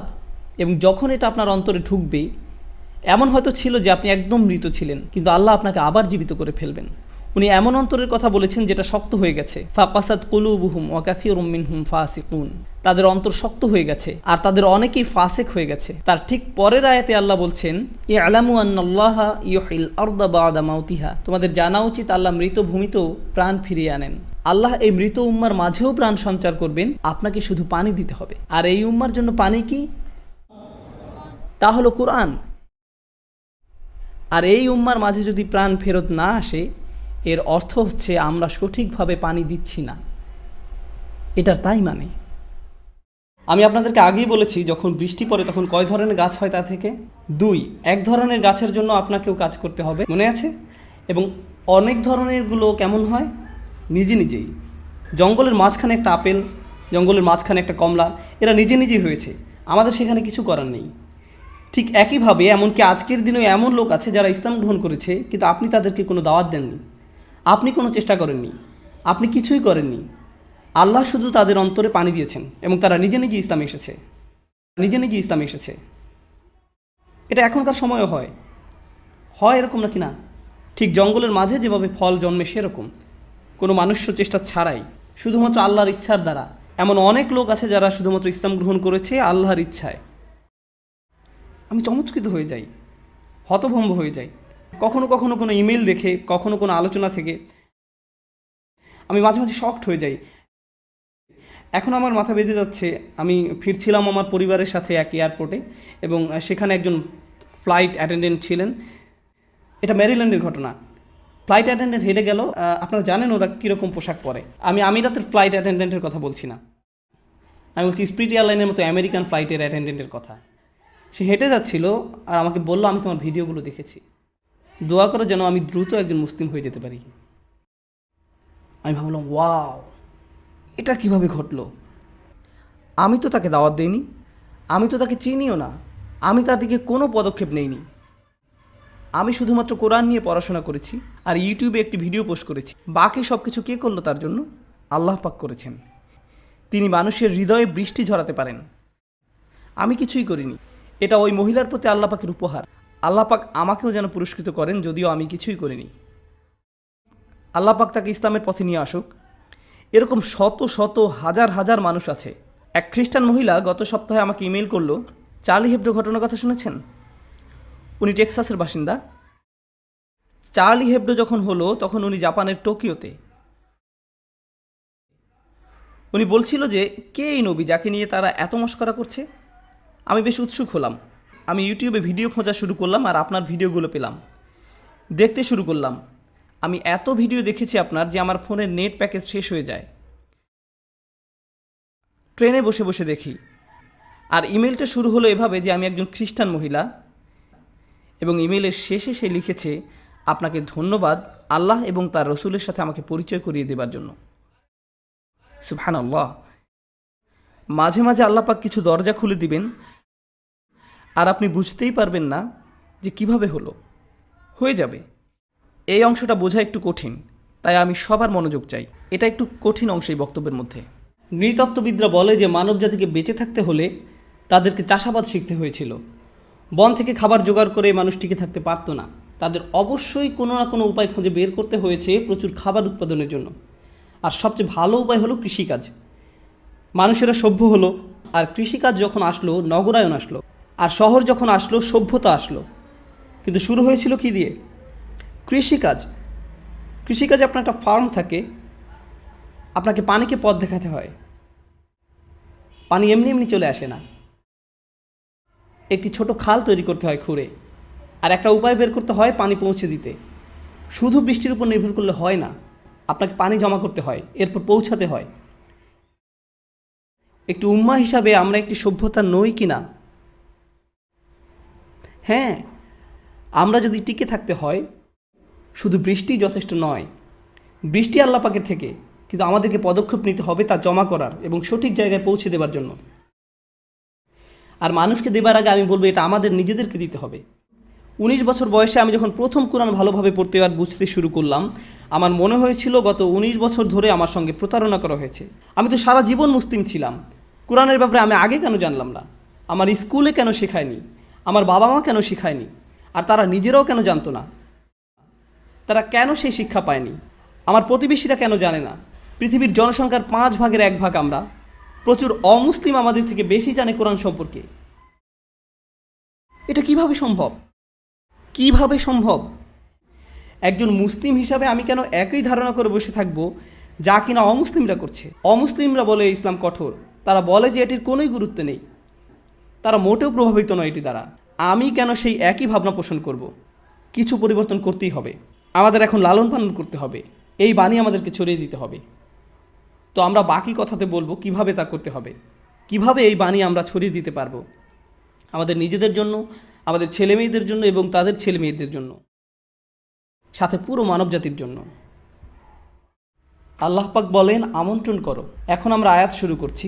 কি করতে বলেছেন? দাওয়াত দিতে। আচ্ছা, এখন বলেন, আপনি কি কাউকে দাওয়াত দিতে পারেন যার প্রতি আপনার প্রচণ্ড রাগ? আপনি কি রেগে রেগে বলেন, এই আজকে আমার বাসা তোমার দাওয়াত? আপনি এটা করেন না। আপনি যখন কাউকে দাওয়াত দেন, এটি বন্ধুত্বের লক্ষণ। বন্ধু সুলভ না হয়ে আপনি কাউকে দাওয়াত দিতে পারেন না। শুধু এই শব্দ দাওয়া, আমন্ত্রণ, আপনি যদি মানুষের সাথে বন্ধু সুলভ না হন, আপনার দাওয়াত দেওয়া উচিত না। আপনার ব্যক্তিত্ব যদি রাগী হয়, তাহলে গিয়ে কোরআন মুখস্থ বা অন্য কিছু করুন, কিন্তু অন্য কাউকে দাওয়াত দিতে দিন। আপনি যদি মানুষকে নিয়ে হতাশ হয়ে যান, তাহলে দাওয়া আপনার জন্য নয়। কারণ দাওয়া মানে কি? কাউকে নিমন্ত্রণ করা। আর কাউকে কোথাও আমন্ত্রণ জানাতে হলে কি হতে হয়? বন্ধু সুলভ। যদি কেউ রাগান্বিত স্বরে খুতবা দেয় আর আপনি তাকে জিজ্ঞেস করলেন সে এত রেগে যাচ্ছে কেন, সে যদি বলে, ভাই আমি দাওয়াত দিচ্ছি, ভাই আমি দাওয়াত দিচ্ছি, এভাবে দাওয়াত দিতে হয় না। আপনি কাউকে ভয় দেখালেন, এরপর নিমন্ত্রণ করলেন, এটাও কোনো আমন্ত্রণ নয়, বরং বলা হয় যে পালাও এখান থেকে। আল্লাহ বলেননি উদউ ইলাল ইসলাম, তিনি বলেছেন উদউ ইলা সাবিলি রাব্বিক। সাবিল মানে কি? পথ। মানে হলো আমন্ত্রণ করো তোমার প্রভুর পথে। সবাই তো জানেন পথ কি জিনিস। কেউ কি কখনো কাউকে কোনো পথের দিকে আমন্ত্রণ জানিয়েছেন? কোনো মানে নেই। আমরা তো কাউকে কোনো পথে আহ্বান জানাই না, কোনো গন্তব্যস্থলে তাদের আমন্ত্রণ জানাই। পথে তো জানাই না, জানাই গন্তব্যে। অথচ আল্লাহ পাক আমাদের বলছেন আমন্ত্রণ করতে একটি পথের দিকে। কত যে জ্ঞান আছে এই কথাটির পিছনে, আমি আশা করি আপনাদের ঠিকভাবে বুঝিয়ে বলতে পারবো, যাতে করে আপনারা মনে রাখবেন। কারণ এটি ইসলামের একটি বড় সত্য, যা কিনা লুকায়িত, মানুষ জানে না। মানুষ জানে না। যারা কোরআন নিয়ে পড়াশোনা করে, কোনো কোনো বোন বলে আমি কত শব্দ জানি না, কত সূরা মুখস্থ করা বাকি, তাজবিদ ঠিক মতো জানি না, এটা জানি না, ওটা জানি না, এতটুকু জানলে এরপর সব ঠিক হবে, কিন্তু আমি এখন কিছুই জানি না। মানুষ সবসময় চিন্তিত সংখ্যা নিয়ে, কত বেশি আর কত, আর কত কম, কত বেশি, কত বেশি আর কত কম। তারা শেষ করে ফেলতে চায় আর মনে করে এখনও তার কিছুই করতে পারেনি। আল্লাহ পাক যদি মানুষকে আমন্ত্রণ করেন একটি পথের দিকে, সবাই কি একই গতিতে আগাচ্ছে? না, কেউ খুব দ্রুত আগাচ্ছে, কেউ খুবই ধীরে, কেউ এতই ধীরে আপনি তাদের কোনোই অগ্রগতি দেখতে পাবেন না। এতই ধীরে, স্পিডোমিটারে এটি ধরাই পড়বে না, এতই ধীরে, কিন্তু তারাও ঠিকই আগাচ্ছে। সমস্যাটি হলো আমরা চাই সবাই একই গতিতে আগাক। তুমি তার মতো হও, আপনি ওনার মতো হন। বাবা মারাও ঠিক একই কাজ করেন। একজন যখন আরেকজনের চেয়ে একটু ভালো করে, তুমি কেন তোমার বোনের মতো হলে না? তারা একই নয়, এক একজন তার নিজের পথে। আপনি আল্লাহকে বলছেন পথ মিলিয়ে দিতে, আপনি মানুষকে পথ একত্র করার দিকে ডাকছেন, গন্তব্যের দিকে নয়। আল্লাহ পাক আমাদের শুধু পথে আসতে বলছেন, পথের এই যাত্রা উপভোগ করতে বলেছেন। অনেক মানুষ আমার কাছে এসে বলে আমি কিভাবে আরবি দ্রুত শিখতে পারি, কিভাবে আমি পুরো কোরআন একেবারে শেষ করে ফেলতে পারি। আমি বলি এত ব্যস্ততা কেন? আমি কি খুব শীঘ্রই মারা যাবেন? সময় আছে, ধৈর্য ধরুন। আল্লাহ পাক এটা দেখতে চান না যে কতটুকু আপনি জানেন, তিনি দেখতে চান আপনি সেই পথে আছেন কি না। আর আপনি যখন পথে থাকবেন, কিভাবে জানবেন আপনি পথে আছেন? আশেপাশের দৃশ্যপট বদলায় পথে, তাই না? বদলায় যখন আপনার অগ্রগতি হয়। আল্লাহ পাক শুধু এটাই চান যে আপনি আগাচ্ছেন কি না। তিনি শুধুই অগ্রগতি চান, পরিপূর্ণতা নয়। ওটা আশেপাশের মানুষ চায় আপনার কাছ থেকে, আল্লাহ পাক তা চান না।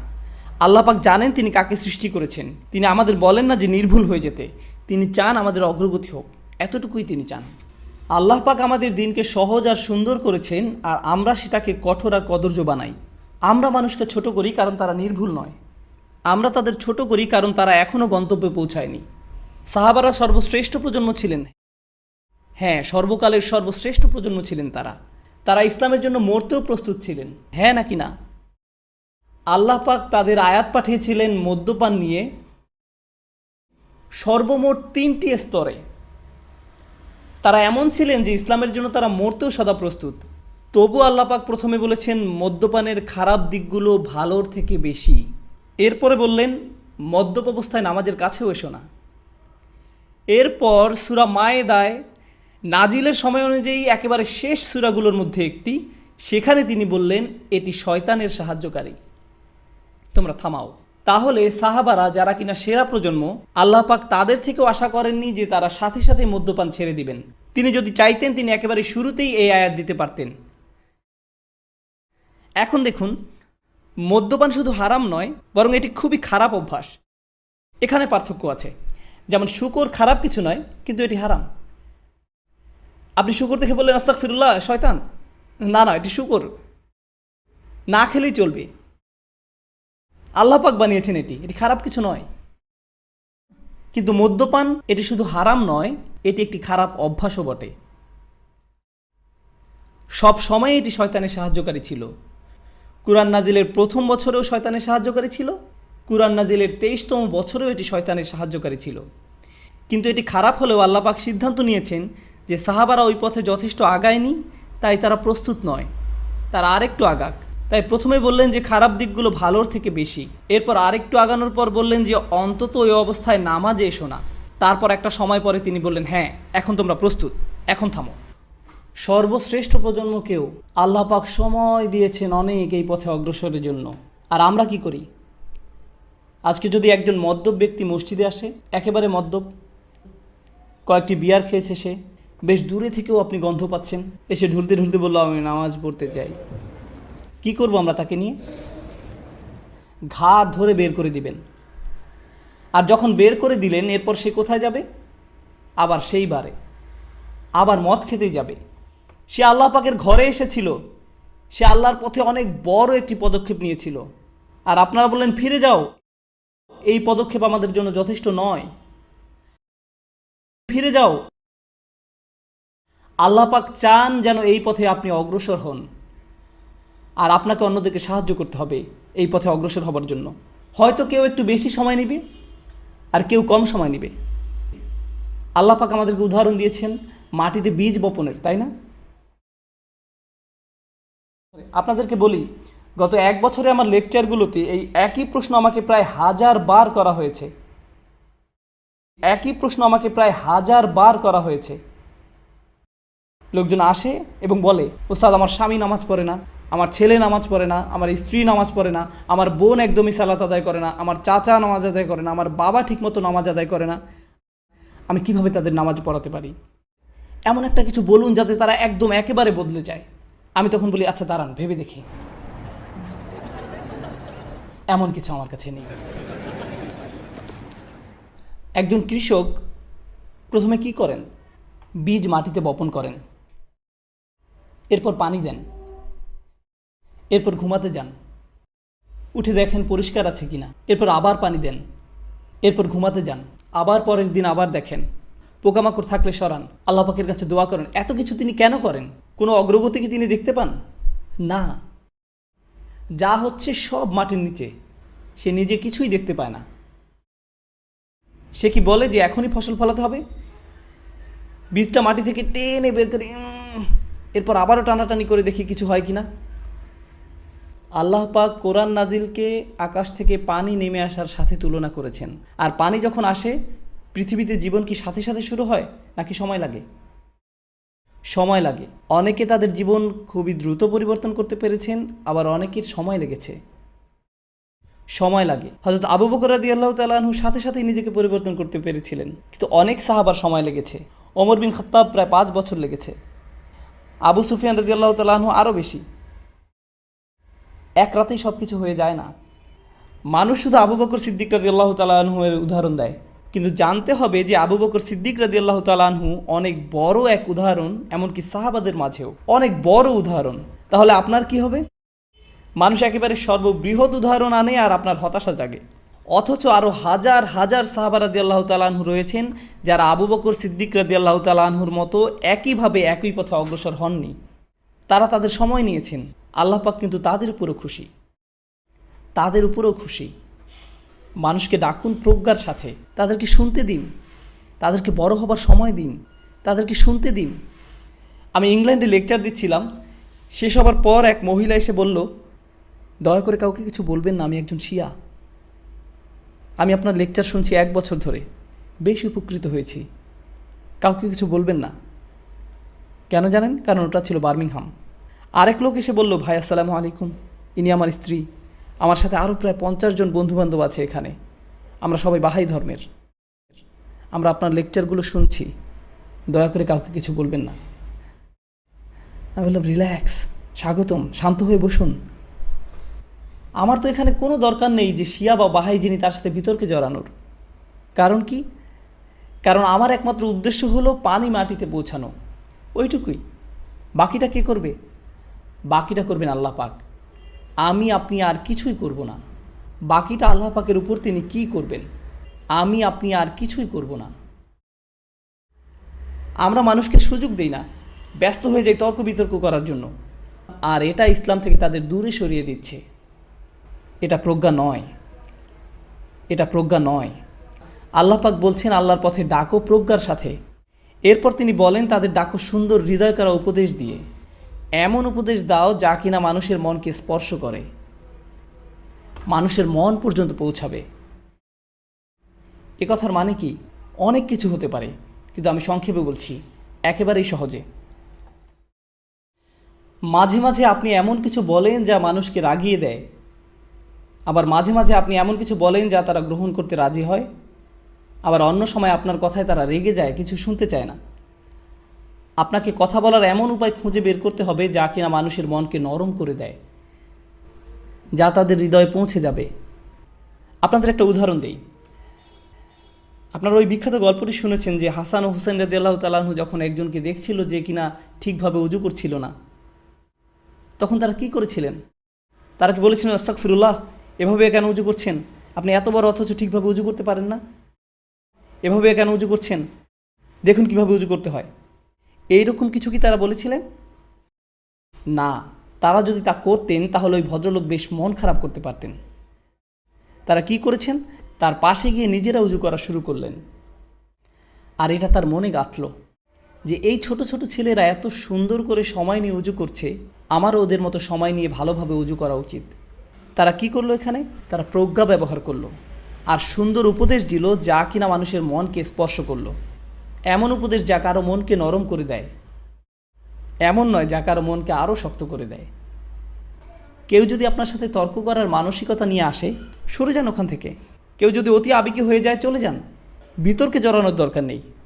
দাওয়াহ আর তর্ক এক নয়। কেউ কেউ বলে, আমি আমার কাজিনকে দাওয়াত দিচ্ছিলাম, আমরা 3 ঘন্টা ধরে তর্ক করেছিলাম। এটা দাওয়াত নয়। মানুষ যখন উল্টাপাল্টা আপত্তিকর কথা বলা শুরু করবে, তখন থেমে যান। পরে আবার সময় আসবে, আবার কথা বলা যাবে। আপনাকে এখনই কাউকে ঠিক করতে হবে না। কেউ কেউ হতাশ হয়ে বলে, আমি আমার অংশটুকু করেছি, বাকিটা এখন আল্লাহ পাকের হাতে। একজন এসে বললেন, আমার ভাই নামাজ পড়ে না, তো আমি বলেছি সে যদি নামাজ না পড়ে সে জাহান্নামের আগুনে পড়বে। আর আমি তাকে এই এই আয়াতগুলো শুনিয়েছি এই ব্যাপারে, এরপরও সে শোনেনি। এখন আমি আল্লাহ পাককে বলতে পারবো যে আমি আমার কাজ করেছি। আমি মনে মনে বলি, জেলে যেতে না হলে তুমি এখনই একটা চর খেতে। মানে কি? তুমি তোমার কাজ করে ফেলেছো, মাদর। আমরা নবী আলাইহিস সালামদের উদাহরণ অনুসরণ করি। তারা কি আয়াতগুলো একবার পরে বলেছিল যে আমি আমার কাজ করে ফেলেছি, ইয়া আল্লাহ তাদের ব্যবস্থা করুন, বন্যা শুরু হোক? এইভাবে কিছুই হয় না, এইভাবে কিছুই হয় না। আপনি কাউকে উপদেশ দিবেন, এরপর আবার দিবেন, আবার দিবেন, আবার যাবেন, আবারও যাবেন, আবার বলবেন, যতক্ষণ না পর্যন্ত আপনি মারা যাচ্ছেন। কেউ কেউ এসে বলে, এমনকি নূহ আলাইহিস সালামও ঠিকই এক সময় হাল ছেড়ে দিয়েছিলেন। আমি তখন বলি, আচ্ছা আপনিও 950 বছর ধরে দাওয়াত দিন, এরপর হাল ছেড়ে দিন। আর একটু বয়স হোক, এরপরে নূহ আলাইহিস সালামের উদাহরণ আনবেন। আমরা প্রজ্ঞা ব্যবহার করি না। সুন্দর উপদেশ যা মন স্পর্শ করবে তা দেই না।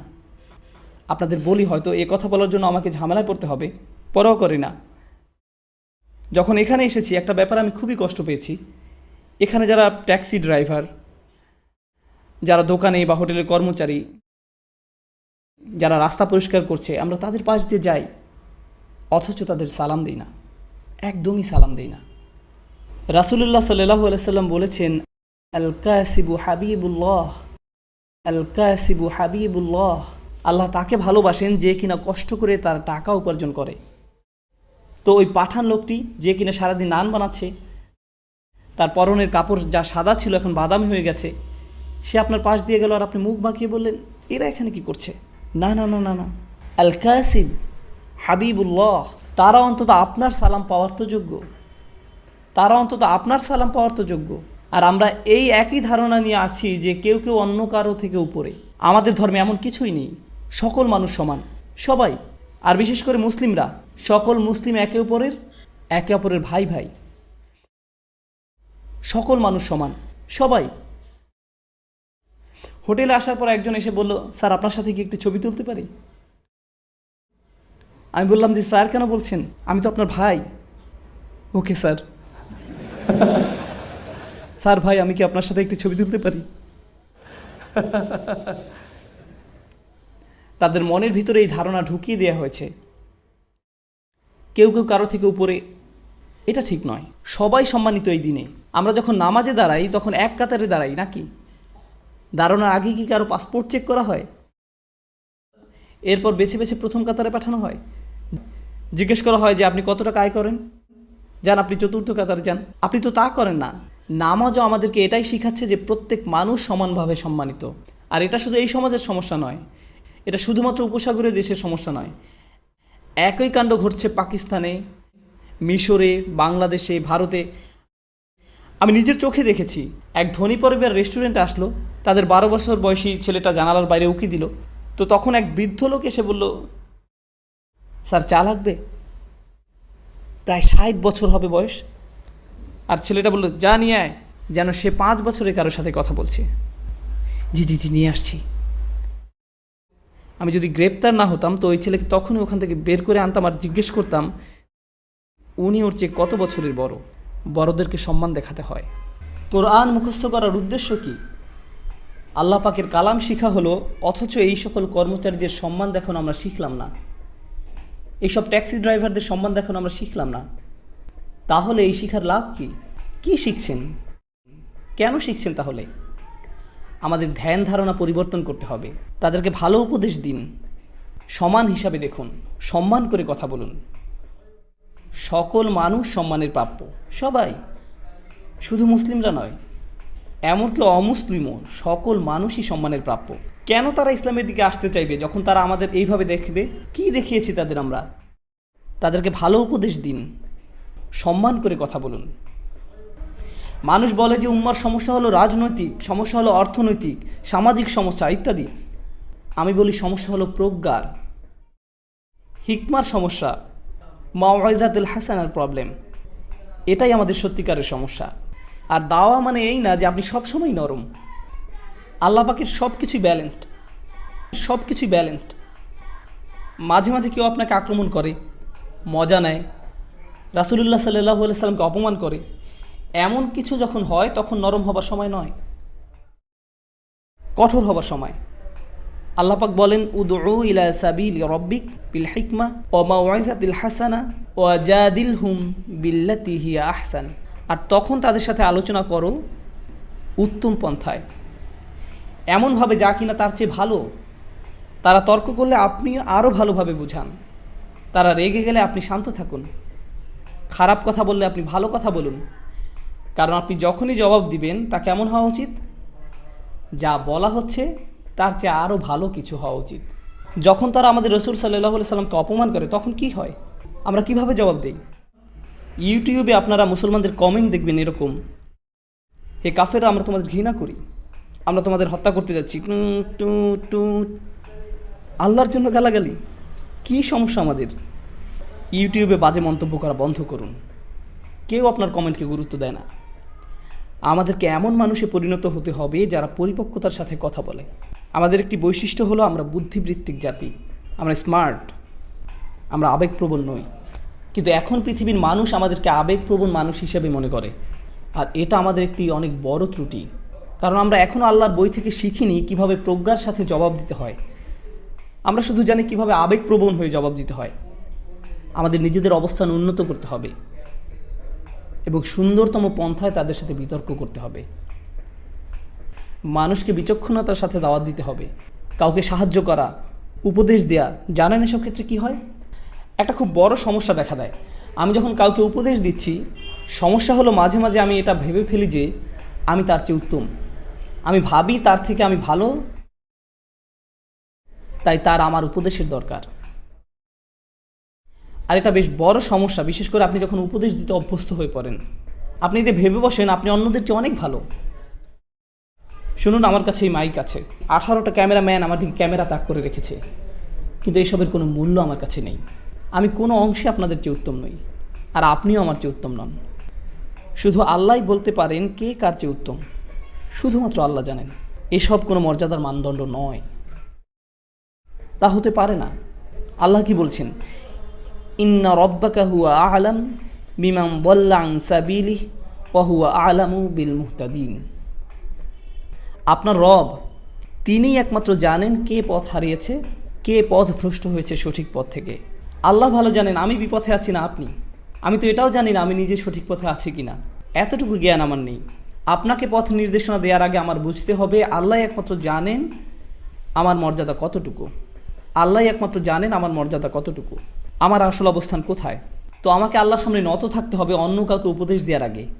আমি কখনো বলি না সুবহানাল্লাহ, এই লোকগুলো পুরোপুরি বিভ্রান্তির মধ্যে আছে, আমার এদেরকে সাহায্য করতে হবে। এটা ভাববার আগে একটু থামুন, আমি তো নিজের অবস্থান কোথায় তাও জানি না। আর দ্বিতীয়ত, যখন কাউকে উপদেশ দিচ্ছেন অথচ তারা আপনার কথা শুনছে না, তারা সেভাবে পরিবর্তিত হচ্ছে না যেভাবে আপনি চাইছেন, তাদের কোনো রূপান্তর দেখা যাচ্ছে না, এর মানে কিন্তু এই না যে তারা পথভ্রষ্ট। হয়তো কোনো বীজ বেড়ে উঠছে কিন্তু আপনি তা দেখতে পাচ্ছেন না। তবে আল্লাহ জানেন ভিতরে কি হচ্ছে, আমরা শুধু জানি বাহিরে কি হচ্ছে।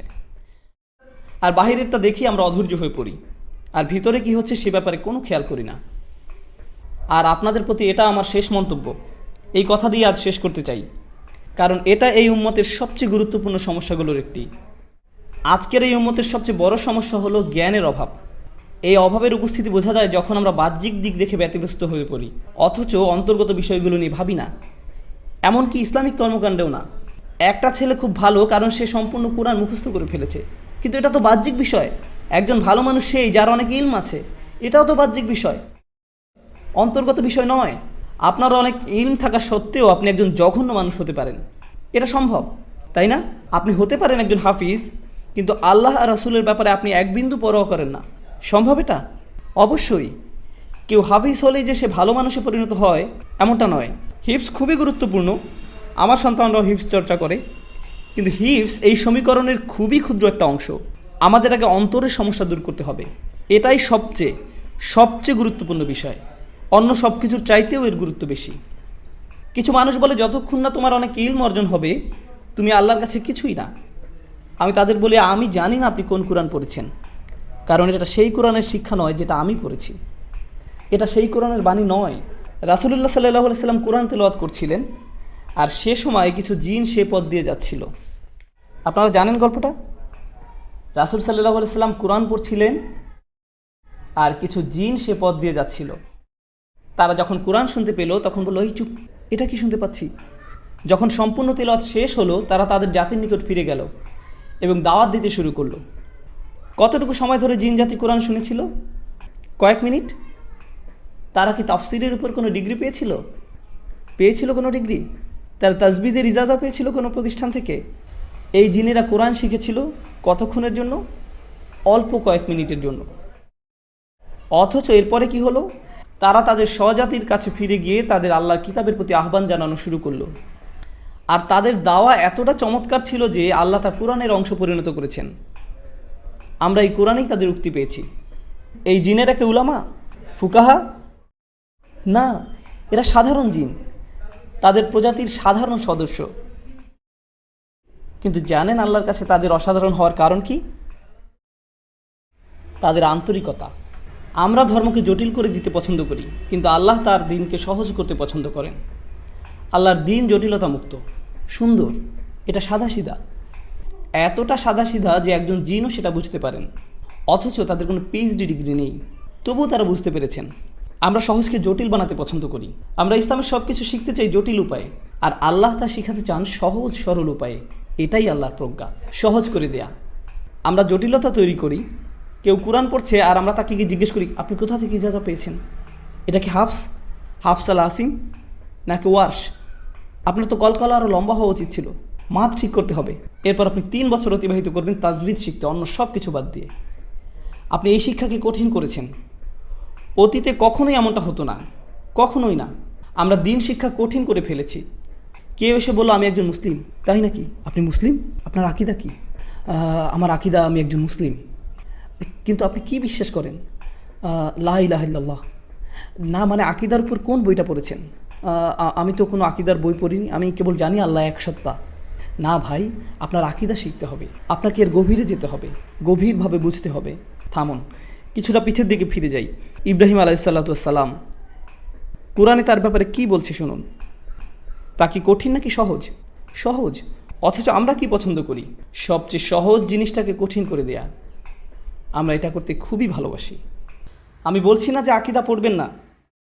যারা তালাবুল ইলম, যারা মুতামাইয়িজ হবেন, যারা এসব ক্ষেত্রে শিক্ষার্থী হবেন, অবশ্যই আপনারা এসব পড়বেন।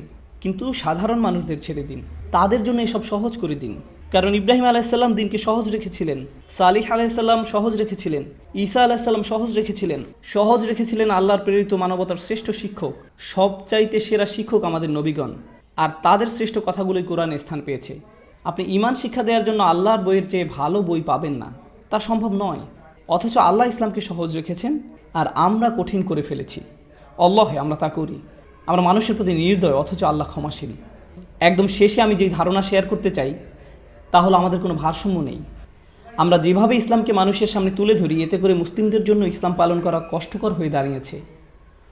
অনেক মুসলিমের ধারণা তারা সব কাজে আল্লাহর অবাধ্যতা করছে,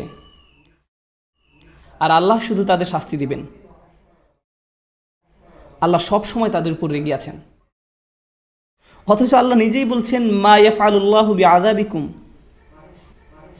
আল্লাহ তোমাদের শাস্তি দিয়ে কি করবেন? আল্লাহ আপনাদের শাস্তি দিতে চান না। আমাদের আবার এই দিনের রহমতের কথা প্রচার করতে হবে, এই কিতাবের রহমতের বাণী প্রচার করতে হবে, এই বৃষ্টির বর্ষণ হতে হবে। আবার বৃষ্টি আল্লাহ রহমতেরই এক নিদর্শন, তাই না? তাই কোরআন আল্লাহর প্রেরিত রহমত। শেষ বক্তব্য, কোরআন কিভাবে আমাদের জন্য রহমত সে ব্যাপারে কিছু বলি। কোরআন কিভাবে আমাদের জন্য রহমত সে ব্যাপারে কিছু বলি। আমি কাতারে সূরা আর রহমান নিয়ে কথা বলেছিলাম। এখানে শুধু একটা জিনিস শেয়ার করব, শুধু একটা বিষয়। আজকে ফিরে যাওয়ার সময় এই কথাটা ভাবতে থাকুন। সূরা আর রহমান শুরু হয়েছে আর রহমান দিয়ে। এটা আল্লাহর খুবই সুন্দর একটা নাম, তাই না? এটা আল্লাহর সেই নাম যাতে ভালোবাসা আছে, যাতে স্নেহ আছে। আল্লাহর সেই নাম যা রাহম শব্দটার সঙ্গে সম্পর্কিত। কত সুন্দর নাম আল্লাহর। বোস্টনে এক মেয়ে এসে আমাকে বলল, আমি ইসলাম ধর্ম ছেড়ে দিয়েছি। আমি জিজ্ঞেস করলাম, কেন ছেড়ে দিয়েছেন? মেয়েটা বলল, সূরা আর রহমানের জন্য। আমি বললাম, কেন? সূরা রহমান আপনার কি ক্ষতি করেছে?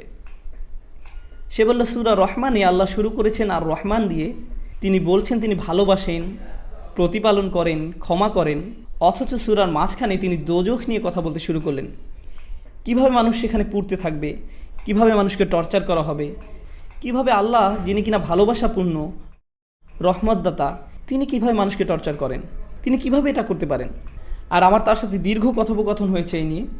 আমি শুধু একটা কথা বলতে চাই, সূরা রহমানে জাহান্নামের যে বর্ণনা দেওয়া হয়েছে তা সম্পূর্ণ কোরআনের সবচেয়ে ভয়ঙ্কর বর্ণনাগুলোর একটি। এই বর্ণনা রেটেড, এতে থাকা গ্রাফিক শব্দের কারণে এবং অত্যাধিক ভয়ঙ্কর বিষয়বস্তুর জন্য। আপনি শুনতে পাবেন এখানে জীবন্ত মানুষকে গরম পানিতে ফুটানো হচ্ছে। যখন তাদের ফুটানো হচ্ছে, তারা অন্য পাশে থাকা আগুনের দিকে তাকিয়ে বলবে, বোধহয় আগুনে পোড়া এর থেকে ভালো। তারা ফুটানো পানি থেকে পালিয়ে আগুনের কাছে যাবে। আগুন তাদের পুড়িয়ে ফেলে তারা ফুটন্ত পানির দিকে তাকিয়ে বলবে, না, আমি ফুটন্ত পানিতে যাব। ও আল্লাহ, কি ভয়ঙ্কর! এই বর্ণনা শুনে আপনি কি ভয় পেয়েছেন, ভীত হয়েছেন একটু? কারণ আমি শুনে যথেষ্ট ভীত হয়েছি।